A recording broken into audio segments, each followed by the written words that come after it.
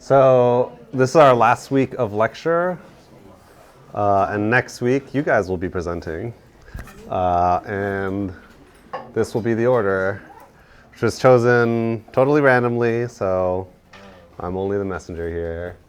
So even if you are presenting on Wednesday, though, your slides are due at the start of class on Monday so that everyone kind of has the same amount of time.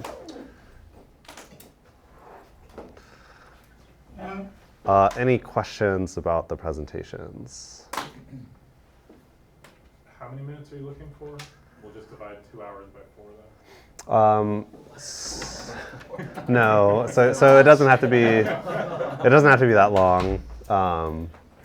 Yeah, looking for like 12 to 15 minutes presentation, and then that'll give us a little bit of time for questions. And if we end early, we end early. That's yeah, no problem.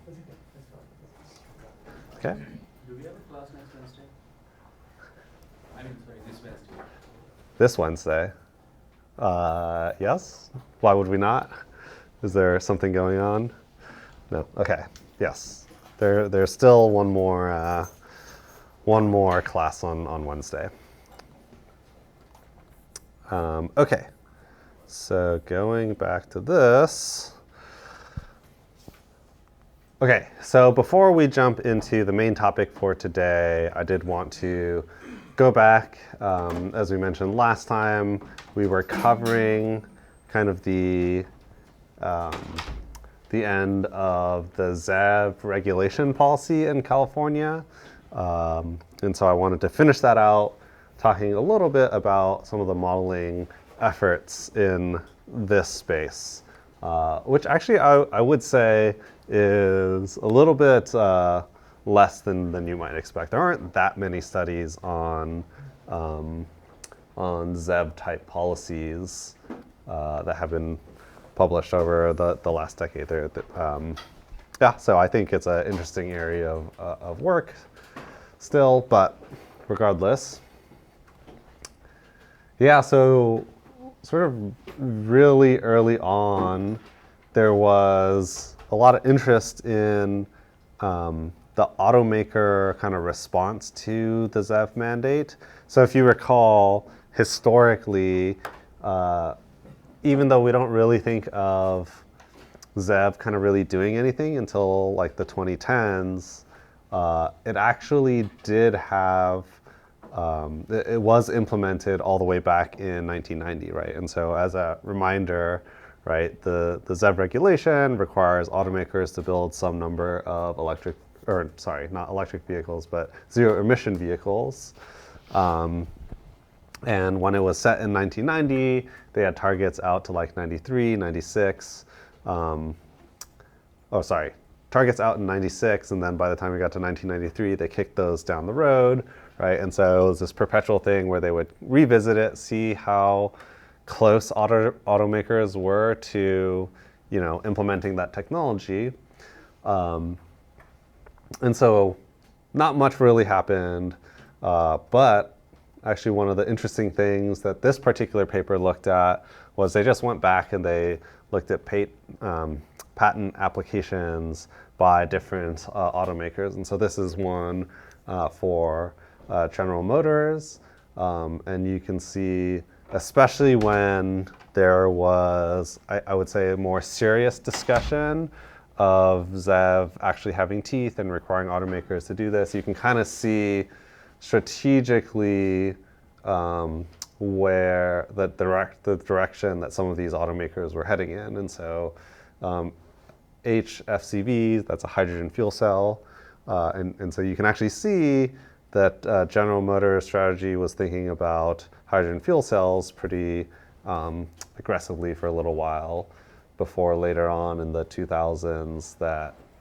you saw kind of a spike in plug-in hybrid and electric vehicle patents. Okay, and so if you go back and look at this paper, I can throw this paper into Canvas. You can see kind of different strategies that automakers took in response to some of the direct policy updates of the ZEV mandate.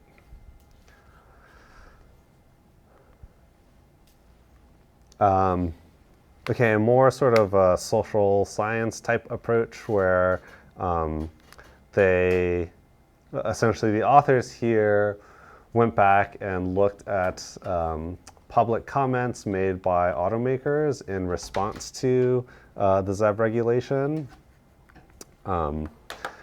And you can see kind of a pretty clear trend.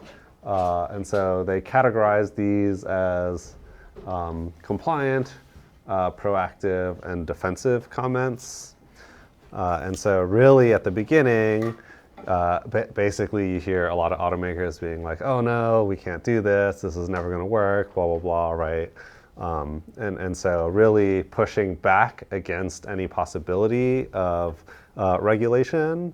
And as time went on and the regulation became, let's say, a little more solidified, a little more sort of guaranteed that it was going to happen, you tended to get more comments, more constructive comments, I would say, about sort of necessary changes to the regulation, things that they felt were reasonable or unreasonable, as opposed to just saying, oh, we can't do it, right? And so this general, political strategy against regulation, yeah, it's always kind of something to keep in mind. And the interesting thing that while a lot of automakers were like, oh, there's no way that we'll ever be able to produce this many EVs and so on and so forth, right? Actually, if we look back the last couple of years, they've actually exceeded the CARB targets for putting ZEVs on the road. And so in the update of ZEV, when you hear automakers complaining that like the targets are, very, very aggressive, kind of take that with, somewhat of a grain of salt, because historically, we know that automakers have been able to and actually have overcomplied with the regulation, even when they said they couldn't. Okay, so last time, I think there was a question about this, but there's this idea of, whether or not ZEV is really an emissions reduction policy, right? And my comment to that was that CARB has always said, and probably will always say, that it is not directly an emissions reduction strategy, right? Nevertheless, I think it's a very important question and a pretty relevant question of kind of what are the impacts on emissions from having a policy like ZEV. And this is actually one of the areas that I felt was a little bit more surprising in terms of just not as much literature being published on this. But there is a little bit, and this is just one example of a study that went back to emissions levels in 2007 and trying to essentially quantify the effect of the zero emission vehicle mandate. And they do some projections of what that would look like in the states to have a certain percentage reduction as compared to some kind of GHG target. So that 80%, right, is in reference level, in a reference level that kind of harkens to California's AB 32. And so E is kind of their projection of what those reductions would look like out to 2030. And it doesn't go beyond that, right? Because back then the policy actually didn't go past 2025. But what's really kind of interesting to note now is, right, we have further targets going all the way out to 2035, right, where we're fully sort of electrifying or getting to 100% ZEVs by 2035, and there's now actually federal policy as well. So it would be great if someone one day did some work kind of extending what was done here to think about updates to the policies and then broader to the rest of the country. Can you tell us the name of this study? Or, yeah. Yes. I will post it on Canvas. Yeah, I will post all the studies that I'm referencing here on Canvas. Okay.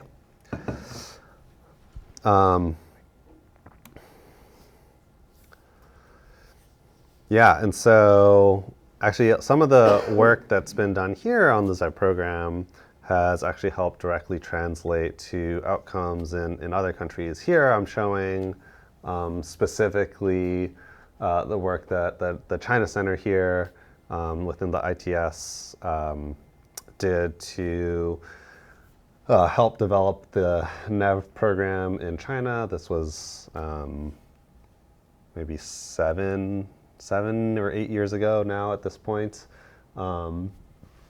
And structurally, there are some differences between China's new emission vehicle policy and California's, which you can see some of the details here. But ostensibly, that program is really sort of based on California's. We've actually done some other work to help develop this in Korea, which now has a kind of ZEV Lite program. And there's currently work being done to think about maybe not exactly ZEV, but some kind of program like that in India. And so, you know, California as kind of a test bed for a lot of these more aggressive policies. We've seen sort of direct evidence of how this translates and kind of diffuses out to other countries as well. And that's why, yeah, a lot of this modeling work is important. You know, as the test bed, you know, other policymakers would like to see kind of the outcomes and impacts of our policies, and that has to be done through, you know, some of these studies that I've been showing. Okay, any questions about this? The percentage credits, so those are the production requirements, right? Yeah, that's right. Yep. Okay. So most of the structures of the ZEV rules that I talked about in the last lecture are based on the ZEV regulation that spanned from like 2012 out to 2025, essentially. And then last year or a year and a half ago, there was kind of an update to ZEV. And this happened sort of as a direct result of Newsom's, Governor Newsom's executive order 7920, which establishes, which helped to establish guidelines for the ZEV regulation. And so I'm sure some of you guys have heard of this, right? But the executive order basically says 100% ZEV sales by 2035. So an executive order does not have the same force of law as legislation that's passed by the legislature or regulations passed by a regulatory agency. Right, so an executive order doesn't need any sort of approval by anyone besides essentially getting passed by the governor, and so the next governor could come in and replace that if he or she wanted, right? But what the executive order does do is it gives this signal out to essentially other policymakers, regulatory agencies about the sort of agenda and long-term goals of that administration. One of those being, okay, we want to get this 100% ZEV sales by 2035. And so during the update to the ZEV rules, you know, which are bundled in with the Advanced Clean Cars update, this goal was kind of set forth and helped to determine that trajectory. So effectively translating into this goal through regulation after the executive order went through.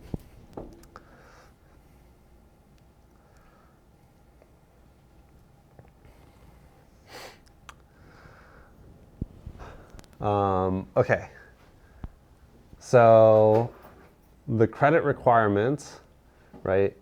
All of these car companies that said, oh, we can't comply with ZEV, it's not going to work out. Well, in actuality, they produced a lot more credits than the requirements were specifically asking for, which means that they could actually comply with the regulation. And so cumulative sales have actually been a lot more than the ZEV regulation sort of directly required.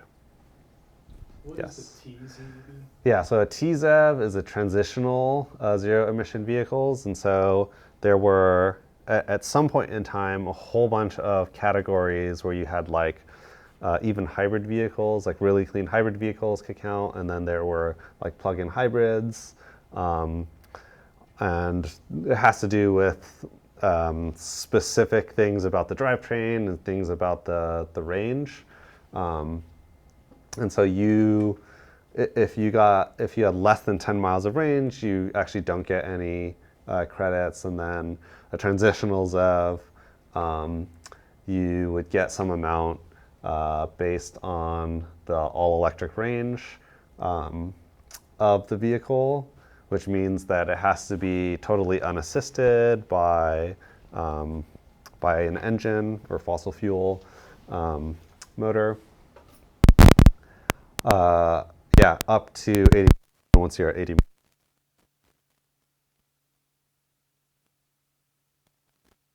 So to those credits, I didn't get into like the nitty-gritty details, but there are some allowances for certain types of electric vehicles due to their range, to their all-electric range. Yes. Never on the proposal of the EVs, there is no regulation requires to increase the EV efficiency or something like this? Yeah, good question. So actually, the last lecture on Wednesday, we'll talk about that. Yeah, so efficiency is a tricky topic.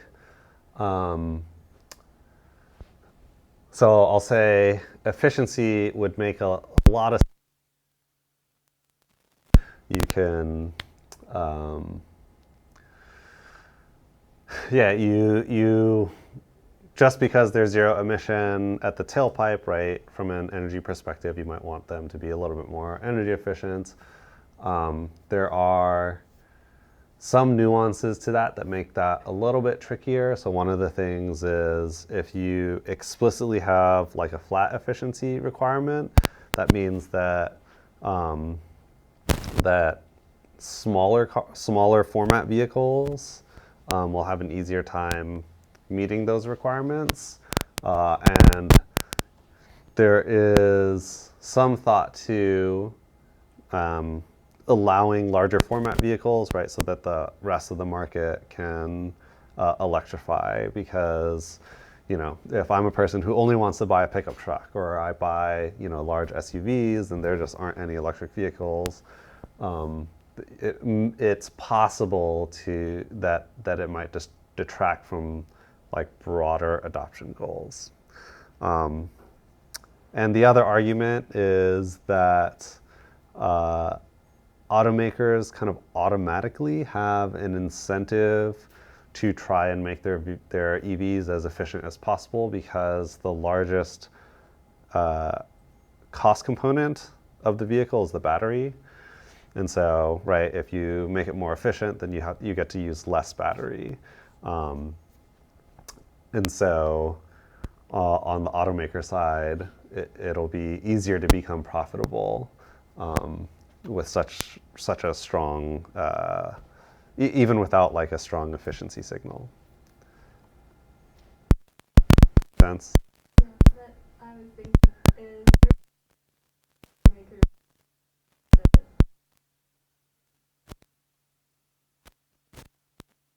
build Yeah.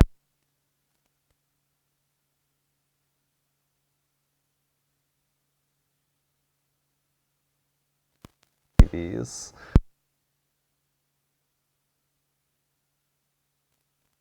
Not necessarily the battery larger, because if you did, then your car would have to get more expensive, right? And then you may lose market share. It may be harder to sell the cars. It may end up being harder to meet that 100% requirement. But yeah, I mean, it is an ongoing issue, and we'll get into a little bit more detail about that on Wednesday.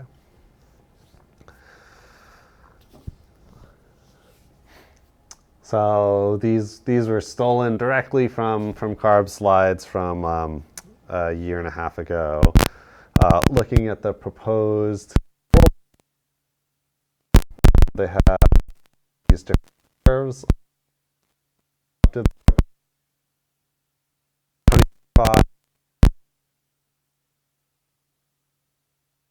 sales.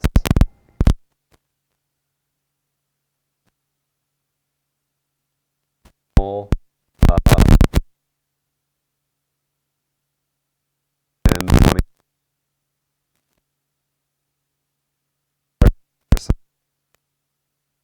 which means 1 in every 3 cars, right, has to be an electric vehicle. And we did mention this before, right, just as a reference, in 2023, right, we were at 20% in California. Yeah. So recently, the entry price of electric cars Yeah. are getting higher. How these like strategy of how this relates as a So pricing wise, I'm not sure I would totally agree with that. There are a number of, I would say, more affordable EVs that are coming out. It gets confounded a little bit because there are also a lot of higher end luxury brands like Rivian, Lucid, Fisker that maybe are making more headlines, but there are a number of like lower priced EVs that are entering the market as well. So yeah, generally speaking, so at a high level, the pricing of EVs makes compliance tricky, right? Because right now, on the hood, so when I say on the hood or the sticker price, that means like when you go to buy an EV, they tend to be more expensive than gas cars on average. And right, that's mostly because of the battery. And to be able to do something like this, right, you want consumers to be able to purchase these technologies affordably, or at least comparably to gas cars. And so the prices do need to come down. And they have been over time. So we've seen battery prices falling over time. And so eventually, the hope is that they will be at the same kind of price level or below gas cars. And then there are policies to help with the demand on pricing. So there's lots of subsidies. So, you know, if you bought the right electric vehicle today, you could get like $7,500 back from the federal government and another $2,500 back from the state of California. So you could get, you know, a $10,000 subsidy, which in many cases would actually make the EV cheaper than comparable gas cars. Yeah, and so if price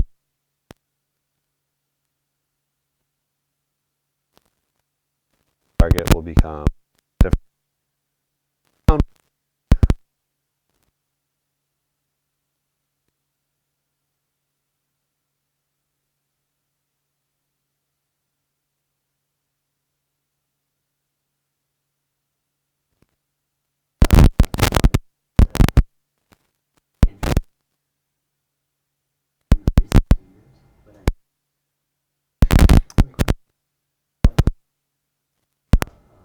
Hydrogen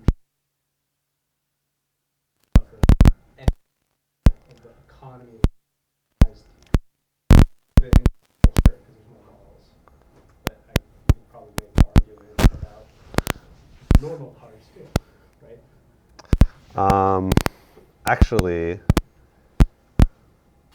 all right, 1 second. That's like the term of art is strategic misrepresentation.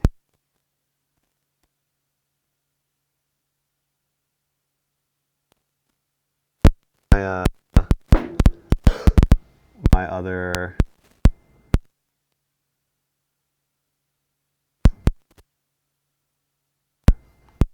I'm just remembering, so I think I have some on this.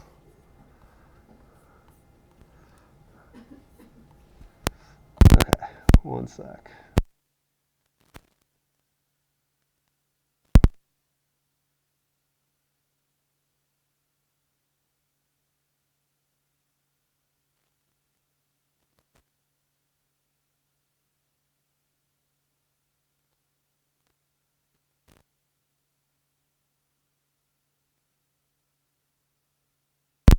This is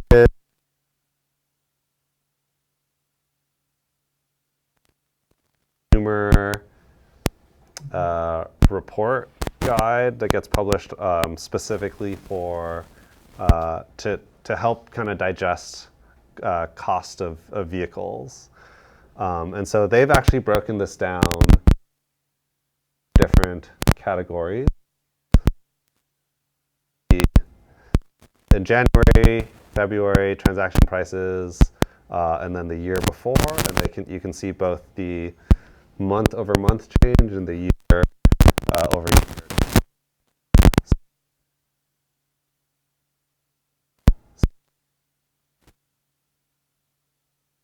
Than gas cars on average. This is not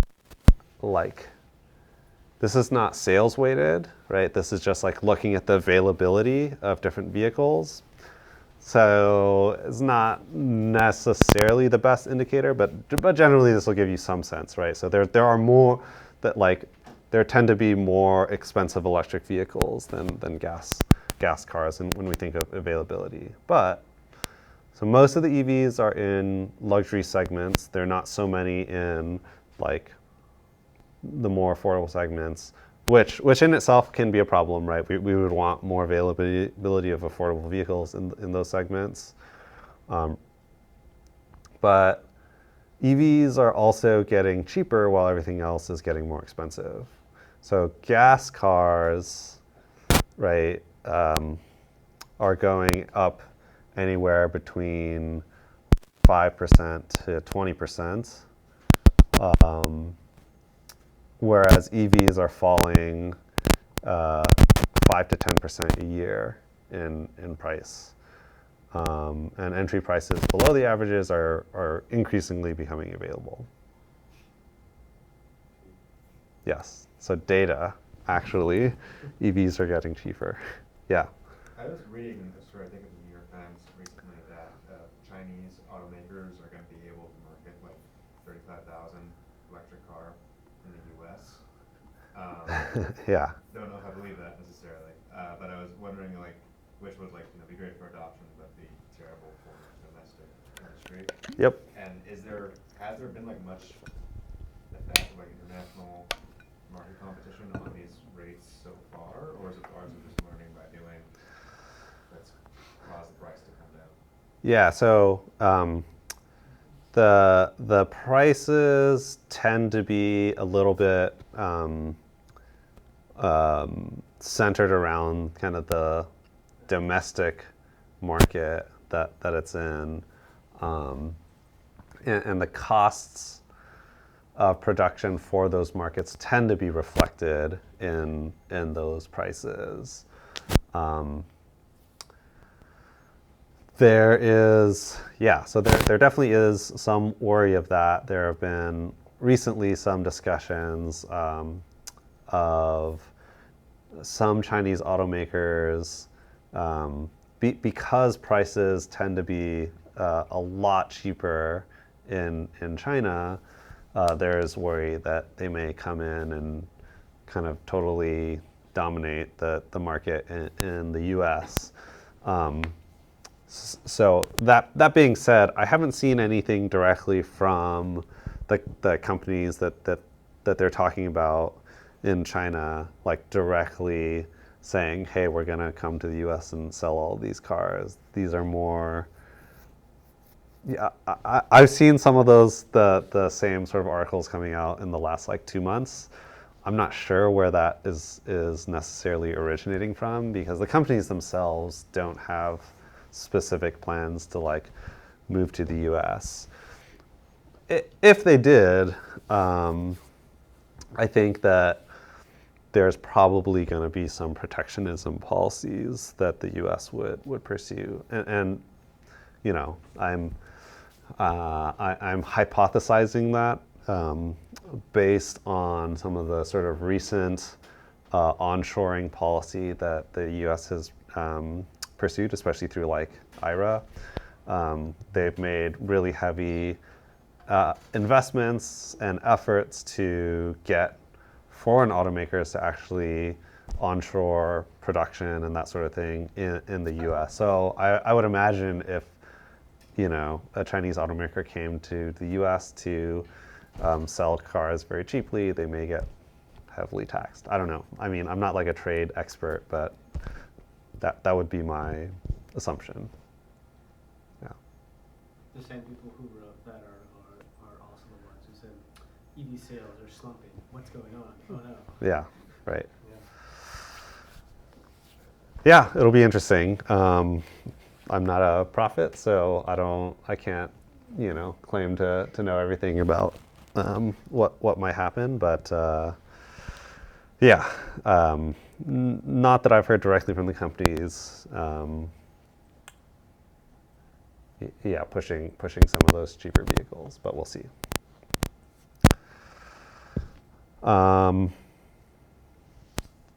Yeah, so going back to this, at like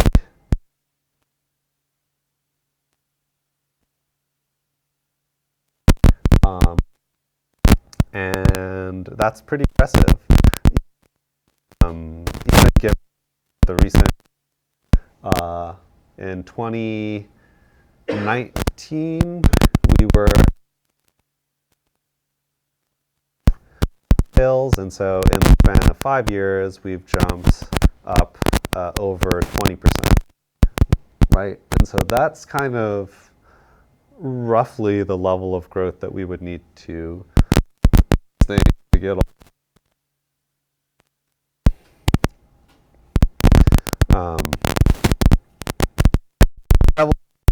There's about the role of plug-in hybrids, especially when you get all the way to 100%, right? There may be important plug-in hybrids to play a role in the installation. So, yeah. Can you spend 45 seconds talking? So this is a question that keeps coming up, is these like long-range hybrid vehicles that have maybe like a battery with 125 miles range, but then they also have internal combustion engine. Yeah. So, right. So, does anyone know how much the average person drives in a day? Anyone? Yeah, about 30 miles. So, the question is, you know, if I have a 30-mile battery that's going to electrify my entire commute pretty much all the time, and 40, 50, so on. And so the question is how much they'll be driving on electric if you are at a 20-mile range versus a 50-mile range versus a 100-mile range, not 150. And the way that it's calculated right now, which is actually somewhat controversial, but there is essentially a curve that has been developed and calibrated to empirical data now at this point, where basically there's this correlation between the range of your vehicle and the percentage of electric miles that you'd be using, right, if it was a plug-in hybrid. And right now, that is, I don't know all the numbers, or I don't know the full curve off the top of my head, but roughly speaking, at like a 50-mile range, people have determined about 2/3 or so of your miles are electric, right? And so as you increase the range, you'll get more and more electric miles. You decrease the range, it does fall off at some point pretty quickly. So yeah, it's a matter of that sizing is going to be related essentially to your goal of how much electric miles that you want. Okay. Any other questions about ZEV? Okay, we've eaten up a chunk of our time here, but that's all right. I think we'll be able to get through this. So the main topic for today is thinking about equity and environmental justice. So this really has become kind of an increasingly important and popular, or I should say, sorry, it has become increasingly popular subject. It has always been important. And in California, I think a lot of these issues really came to a head with the update of LCFS. There were a lot of environmental justice groups who were instrumental in involvement in some of the updates to both LCFS and cap and trade. Okay, and so, right, why is this topic important? So we're not really talking about climate change, right, and adaptation and mitigation to climate change from the perspective of whether we need to do it or not and whether it happens, right? We're well beyond that, right? And so you can see that reflected in a lot of government goals, right? All the sort of climate action targets and that sort of thing. And so now it's about how we do these things. How do we do climate mitigation? How do we do climate adaptation, right? And so as we implement climate measures, right, which cost money, all of the measures that we're taking are going to affect different populations in different ways. And so, how do we think about that effect that we're having on different populations? And for even for something like in this class, energy modeling, how do we make sure that you are at least thinking about issues related to equity and justice and how they can be measured? Okay, and so environmental justice, there's been a long history in the US of environmental inequities, and not just in the US, right? Kind of all over the world. But some of these events that happened in the 80s and 90s kind of really pushed forth the development of the environmental justice movement. And so toxic PCB waste in landfills. There was this incinerator that was going to be put into place in Los Angeles, the North River sewage treatment plant in New York City. So there were a number of these examples of these types of things happening, specifically in lower income, sort of disenfranchised communities that may not have the same level of resources and political capital to combat or push back against some of these things happening. And so we have this systematic injustice happening in the US as it relates to a lot of environmental outcomes. Right, and so this isn't just like a case study here or there, right? Like very systematically, we can examine this. So on the left-hand side, there are, this plot is divided into essentially groups that cause certain environmental outcomes. In this particular case, we're looking at local air pollutants, and then there are the groups that are exposed to those outcomes. And so, technically speaking, right, if you wanted those to be distributed evenly, then you would want a correlation between the people who are causing outcomes and the people who are exposed to those outcomes. But we can actually see that that's pretty much flipped, right? And so kind of across almost all sectors, you can see people of white or other ethnicities disproportionately are causing most of the local air pollution, whereas they are exposed to the least. And then conversely, right, so Black and Hispanic people tend to cause the least, but are disproportionately exposed to the most, right? So again, this is not just, you know, a sort of case study highlighting. This is a systematic statistical fact in the US. Right, and the mortality rate from low air quality caused by, so this one is specifically in electricity generation. So we would be thinking about essentially like these two bars. So mortality rates are much more systematic, higher in yeah.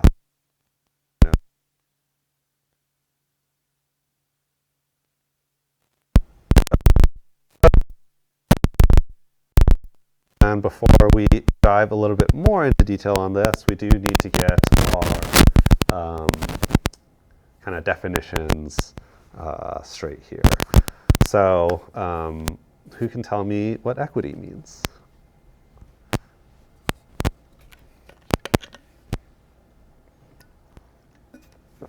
Anyone?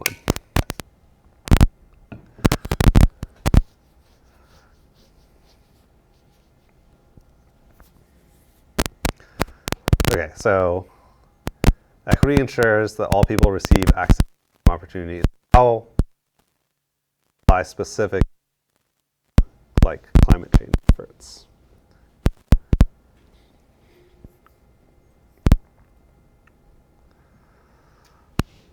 In the United Nations has come up with agreements to fund climate resiliency programs in different nations throughout the world. Mm-hmm. However, these funds are given to not every nation, or not every per capita person will receive the same amount of money. This amount of money will be given to certain nations depending on their specific need, or specific acute needs. Okay. Yeah, and so that would be a policy. Yeah, so that's a policy that is trying to achieve sort of equitable outcomes, right? I wonder if anyone could give like maybe a more specific example of like a particular type of action that could be equitable or not. You don't cite your lithium mine on the Navajo reservation or something like that? Yeah. So okay. Yeah. So that's gonna get, I think. Yeah. So that's gonna get into some other, I think,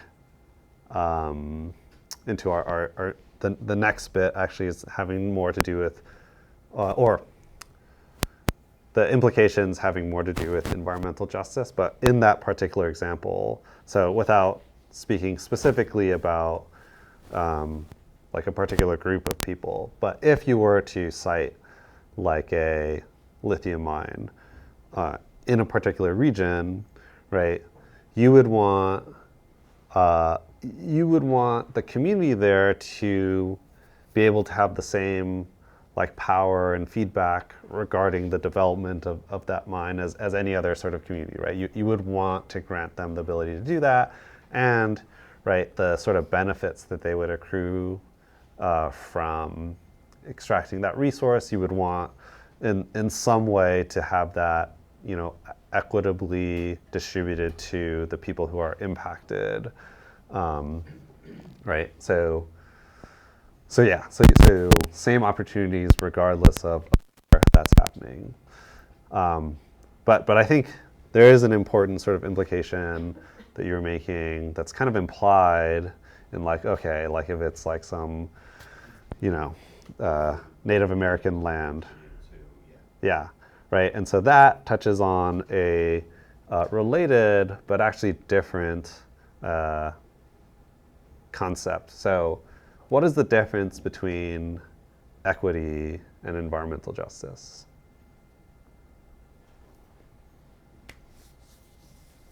Yeah.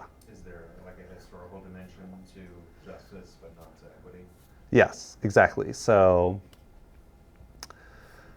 equity is like just making things fair for everybody. Environmental justice considers like the systematic differences in the population, especially to those that have been subject to a long history of inequities.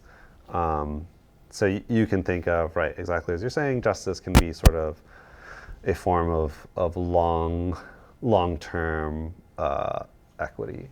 And so in some ways, it may depart a little bit from what you might think of as purely equitable, right? Because maybe you want to even give more benefits to some certain communities rather than just sort of equal benefits to some communities.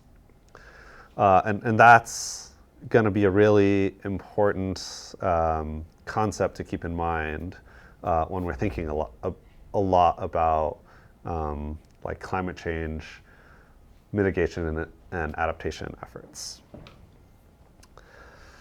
Okay, so a quick history of some of this stuff. So federal efforts in environmental justice. I know this is a pretty busy slide, but there's a executive order way back when, Executive Order 12898, federal actions to address environmental justice in minority populations and low-income populations. So this really is kind of a groundbreaking executive order in this area, right? Like I was saying, executive orders, even at the federal level, they don't have the same power as law, as legislation or regulation. But by putting this forth, right, it's giving guidance to all the regulatory agencies to start implementing and thinking about doing some of this stuff. So one, identifying and addressing disproportionate high and adverse human health and or environmental effects, right, within certain populations, right? You've policies like the Clean Water Act and the Clean Air Act, which generally tries to set limits and standards across the country, right, to make things clean for everyone. This is different, right? This is now thinking that have systemically been harmed, we need to think about them in kind of a different way, right? Specifically, environmental justice. There have been a number of other sort of policies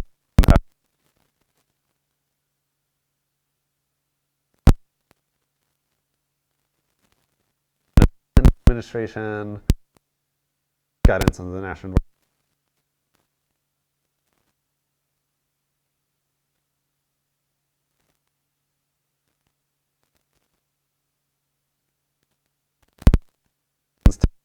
TTP have to consider environmental justice in some ways.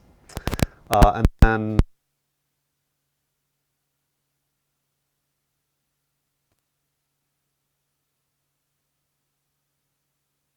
home and abroad, Justice 40 initiative. So who's heard of Justice 40? Anyone? People? Yeah, and so Justice 40 is part of a program that essentially for most regulatory agencies that are putting forth rules and doing actions, they have to demonstrate that 40% of the benefits of any particular rule or policy has to be going to disadvantaged communities. Okay. Any questions about this? Yes? How they arrive at 40%? Actually, no. I'm not entirely sure where 40% specifically comes from. I feel like I should know that, but so I actually I did a little stint with the federal government like a year and a half ago for a period of a year, and I helped work on the equity team for one of their programs deploying electric vehicle infrastructure, charging infrastructure, and we did have to follow, or we were specifically trying to do compliance with Justice 40, and it is a really tricky topic, right? Like even what constitutes a disadvantaged community, when this first came out, there wasn't any guidance on that, and so where I was working in the joint office between the DOT and DOE, DOT had developed their own mapping for disadvantaged communities. DOE made their own mapping for disadvantaged communities. We ended up taking some kind of combined version of those two, right? And then later on, the White House came and kind of made their own version, and they were telling us to use that one, right? And so even the categorization of who should be the people benefiting from Justice 40 is not, totally objective, right? And that's not even starting to talk about what constitutes like a benefit. What would you actually measure? So it is fundamentally difficult, right? It is fundamentally tricky to do some of this stuff, but it's a lot better than nothing. And they are taking the efforts to push in this direction. I think that while maybe some of the benefits are kind of like hand wavy, having this executive order does really make a difference because, all these conversations are being had. People are thinking carefully about what constitutes, with this and how that would actually translate to benefits to these communities. So, Anything else? Okay. So, as I was mentioning, environmental justice has become kind of an increasingly discussed and important sort of topic throughout the country. Talked about actions. We're not going to go through all the ones at the state and local levels, right? But you can see that in many places around the country, in most places around the country, I would say,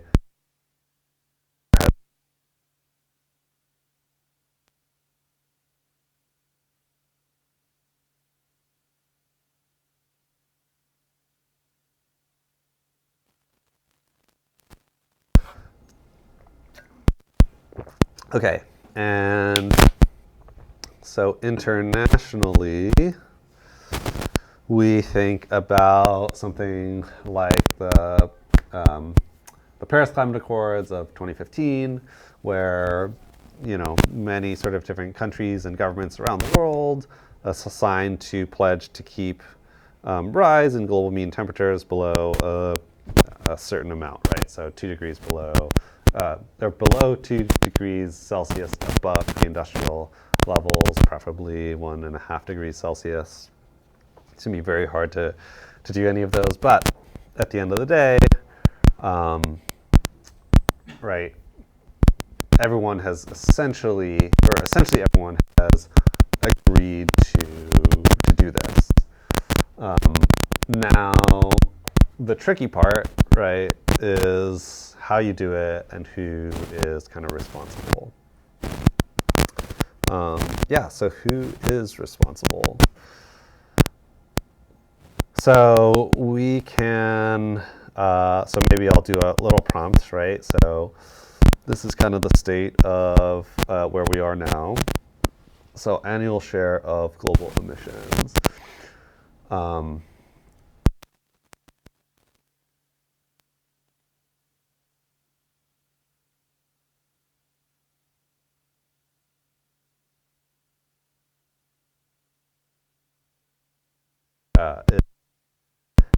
In different countries. Yeah. And so based off of this, what might you guys say about like who needs to contribute and in what proportions to the climate accords? What do you guys think?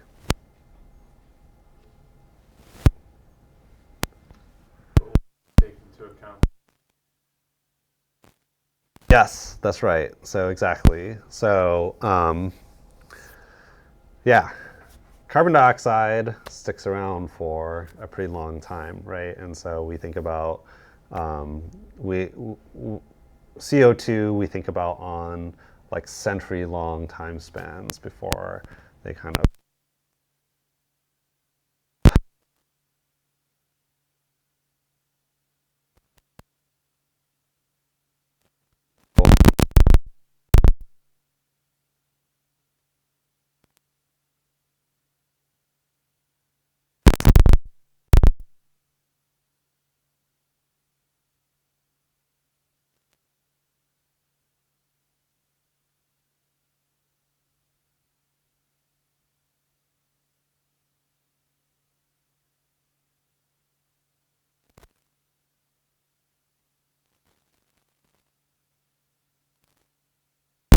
And so then get.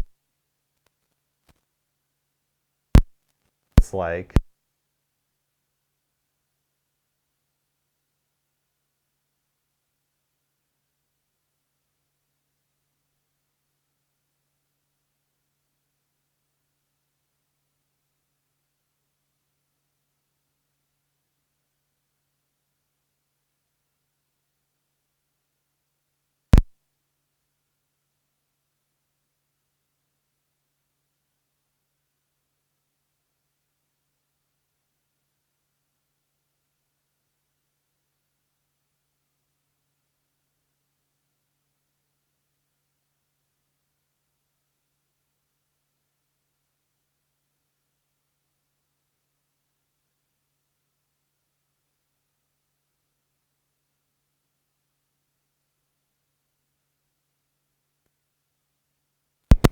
So there are there are many different countries are kind of making, and some are sort of more on the equity side of things, right? Some might be thinking more on the sort of environmental justice type of thing, where they're looking.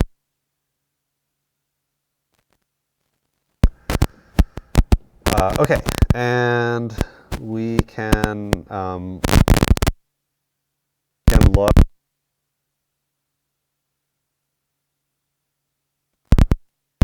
some of the equity-related issues.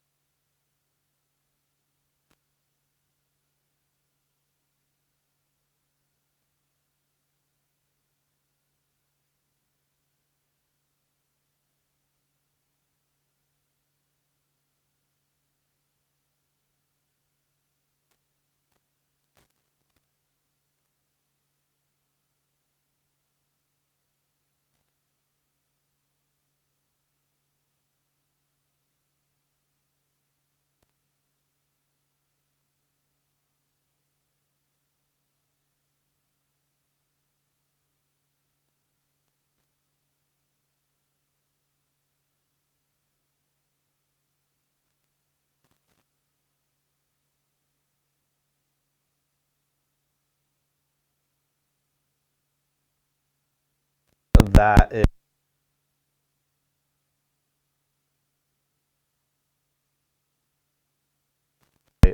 back to 2000.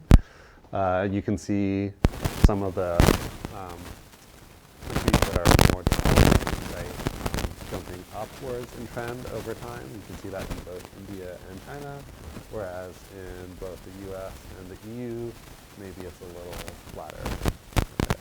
At least growing to the same extent. Yep. The first thing to note is the this NDC point here. So that point is essentially what the stated goals are by that country to meet like Paris climate change obligations to some extent, right? I mean, they might set that particular target with some assumption about what everyone else is doing, right? But that's kind of the status quo of like what's probably going to happen. Okay. And what this paper did was they looked at a bunch of different, like, essentially equity scenarios of what the country would need to do. So there's 5 different scenarios: CAP, EPC, GDR, CPC, CER. So these are, so CAP is capability based on richer countries will have more capability to do climate change mitigation because they have more wealth. And so that one is this line. They do one on equality per capita. So you want the annual emissions per person to be the same. GDR, greenhouse development rights. So this is higher mitigation for countries that are both wealthy and have historically emitted a lot. Equal cumulative per capita, so high mitigation for countries with high historical per capita emissions. And then CER is maintaining current emission ratios. So you can see that the kind of punchline of this figure is you can see the NDC point tends to be worse than, or at the very least, the same as kind of the least equitable kind of scenarios, right? And so basically most of the scenarios pushing some sort of consideration for equity or environmental justice have emissions that are like well below the NDC point. So, you know, a lot of the countries, or at least, you know, some of the biggest countries tend to, are not necessarily meeting scenarios of equitable or just outcomes as it relates to climate change efforts.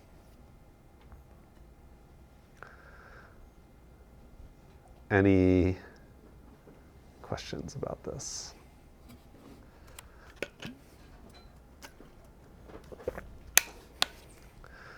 It's tough stuff.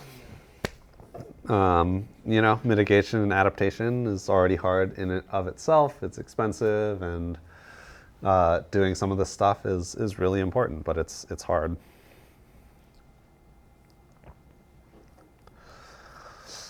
Okay, thinking about environmental justice and equity in modeling efforts, right? And so research has to span many topics, not just thinking about emissions, right? So we think about,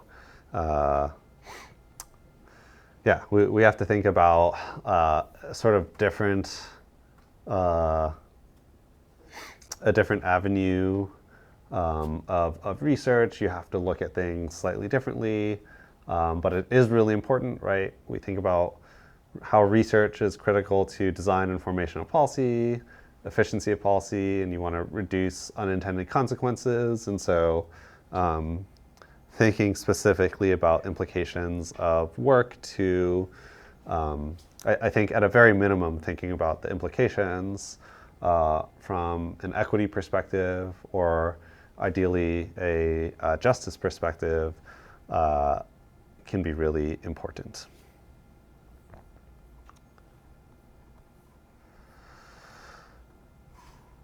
As I said, this is an increasingly hot topic in energy and in transportation.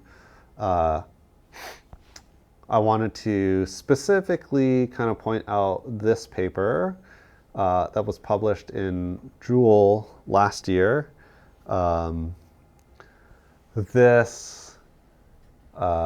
So the title of the paper is Enabling and Centering Equity and Justice in Clean Energy Transition Research. So this is a really nice, principled set of guidelines and examples of the types of considerations that you might have and the types of things that you ought to think about if you want to do work related to at least having equity or justice questions in your research. So these are 3 examples from the paper. So residential solar adoption, renewable energy siting, energy poverty alleviation. So thinking about defining your boundaries, thinking about the methods you would use to evaluate these things. So in this particular case, in residential solar, benefits of across all ratepayers, right? And so we think about something like rooftop solar is great, right? So you are doing things like creating energy independence. You are adding renewables into your energy system, right? You're ultimately reducing upstream emissions if you're displacing something like a natural gas plant, right? So these are all great things. However, let's say in our local Davis neighborhood, we all decide to get solar panels on all of our rooftops, right? And so We start generating all this electricity in the middle of the day, a lot more than people end up using in their houses at that time. And so PG&E comes in and they assign these transformers, right, in order to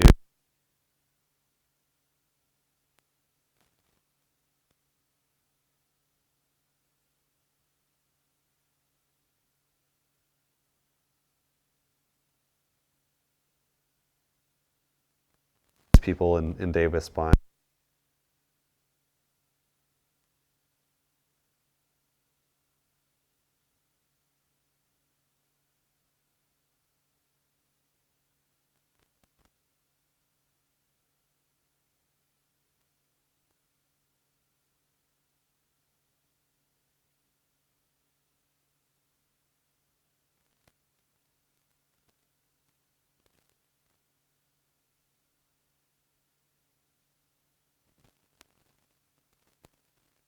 subsidize across the population, including, let's say, lower income communities who don't have any solar, right? Their rates might still go up in order to pay for that, right? And so this is the type of